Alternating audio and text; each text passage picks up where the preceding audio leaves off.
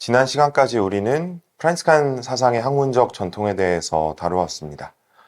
저는 짧고 굵게 다뤄보고자 했지만 이를 접하신 분들께 무엇이 전해졌을지 조금은 걱정이 됩니다.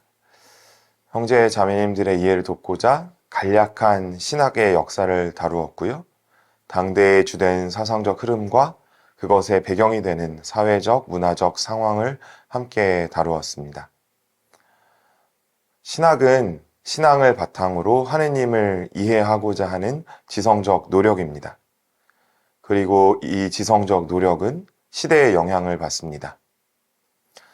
오늘날 극도로 과학이 발전한 시기에 13세기 아시시의 작은 형제 프란치스코로부터 시작된 하느님의 이해가 800년도 넘게 이어지며 오늘날 프란치스칸 삶에 스며들어 있습니다. 그리고 지난 시간 동안 제가 여러분들과 나누고 싶었던 것은 오늘날에도 지속되고 있는 삶의 전통을 좀 더 잘 이해할 수 있도록 학문적 전통을 되짚어보는 일이었습니다. 제가 프란치스칸 신학에 관심을 둔 이유도 바로 여기에 있었습니다. 수도원에 들어와서 살면서 무엇인가 느껴지는 것이 있는데 그것을 어떠한 말로도 표현할 수 없을 때 오는 답답함이 저를 프란치스칸 신학으로 눈을 돌리게 하였습니다. 그리고 이 부분은 여전히 제 안에서 숙제로 남아있고 더 관심을 갖고 알아보게 되는 원동력입니다. 프란치스칸들의 삼위일체 하느님은 바로 나와 관계를 맺으시는 분입니다. 프란치스칸들의 예수 그리스도는 하느님의 첫째성과 풍요성의 총화입니다. 그리고 프란치스칸들의 세상은 하느님의 영광을 드러내는 은총의 보고입니다. 하지만 오늘날 교회에서 그 흔적을 찾는 것은 마냥 쉽지 않습니다. 가톨릭 교회는 종교개혁이 일어난 후에 16세기 트리엔트 공의회 이후 더 확실하게는 레오 13세의 1879년 회칙 영원하신 아버지의 이래 토마스 아퀴나스의 신학을 로마 가톨릭 교회의 대표 신학으로 내세웠습니다. 자연스레 프란치스칸 신학은 이 회칙에 의해 옆으로 밀려났습니다. 하지만 1882년 시작된 성 보나벤투라의 저작의 비판본 출판과 함께 프란치스칸 신학에 대한 관심은 서서히 그러나 확실히 현대 로마 가톨릭 신학의 중요 위치에 자리 잡게 되었습니다. 그렇다고 해서 낙관할 수도 없습니다. 왜냐하면 아직도 스코투스의 저작들은 매년 라틴어 비판본이 나오고 있고 현대어로 번역된 것은 드뭅니다. 특히 우리말로 번역된 것은 거의 없다고 보아도 좋습니다. 이와 마찬가지로 보나벤투라의 저작들도 아직 현대어로 완전히 다 번역되어 있지 않습니다. 이는 우리말도 마찬가지입니다. 실제로 앞으로 우리가 가야 할 길이 많이 있습니다. 또한 다른 시각에서 보면 교회의 주류 신학에서 벗어나 있는 것도 사실입니다. 예를 들면 1997년에 출판된 가톨릭 교회 교리서에 등장하는 프란치스칸은 프란치스코, 보나벤투라 이 두 명뿐입니다. 심지어 프란치스코는 딱 3번, 보나벤투라는 딱 2번 인용될 뿐입니다.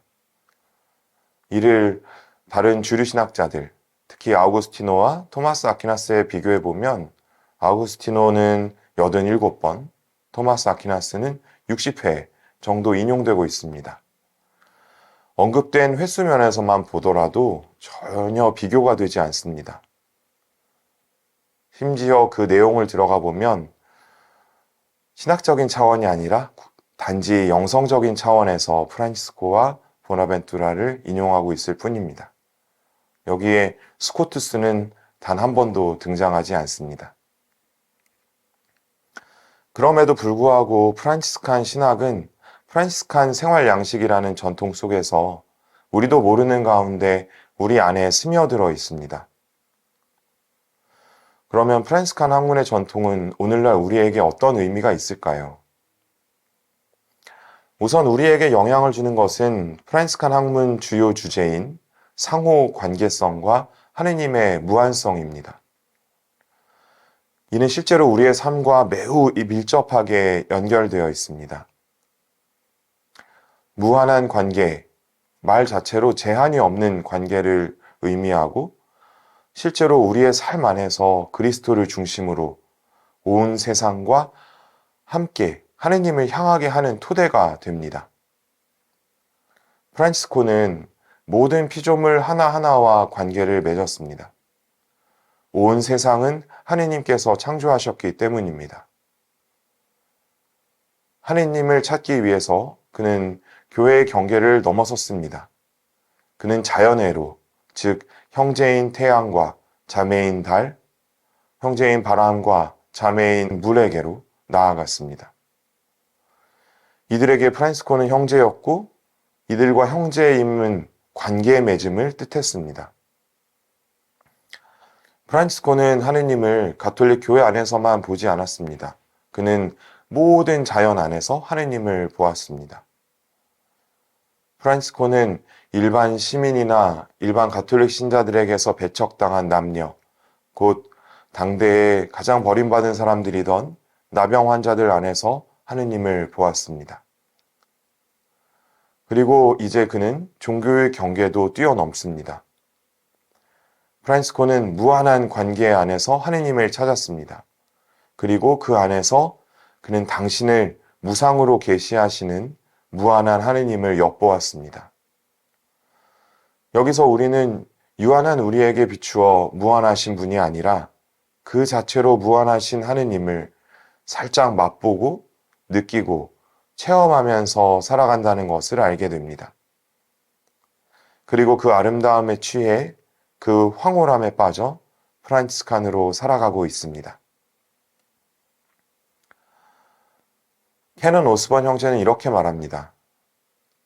프란치스칸 영성은 하느님의 아름다움에 기초합니다. 프란치스칸 철학 및 신학은 하느님의 아름다우심을 볼 수 있도록 도와주지만 프란치스칸 영성의 중심은 아름다운 하느님에 대한 인격적 체험입니다. 캐넌 오스번은 지난 학술 세미나에서 우리에게 몇 가지 방향을 제시했습니다. 그리고 저는 그 방향을 다시금 숙고하면서 이 나눔을 마치고자 합니다. 첫째, 하느님은 모든 존재에게 당신을 드러내시고 우리는 그 무한하신 하느님을 바라보아야 합니다. 그 누구도 하느님을 제한할 수 없습니다. 둘째, 창조주 하느님을 프란시스칸적으로 수용하는 것은 온 우주와 온 세상과 모든 실제 및 인간 존재를 수용하는 것입니다. 하느님의 무상적 은총과 자유로운 사랑에서 벗어난 존재는 어디에도 어느 때에도 없었습니다. 셋째, 우리는 늘 한계를 지니고 하느님의 사랑을 바라봅니다. 그러기에 그 한계를 넘어설 수 있도록 우리가 함께 이끌어 가야 하지 않을까요? 이것으로 나눔을 마치겠습니다. 모든 분들 안에서 프란시스코와 그의 형제 자매들이 남긴 유산이 풍요롭게 열매 맺기를 바랍니다. 또한 삼위일체 하느님께서 우리 각자를 진정 당신 사랑의 도구로 변화시키시를 청하며 인사드립니다. 고맙습니다.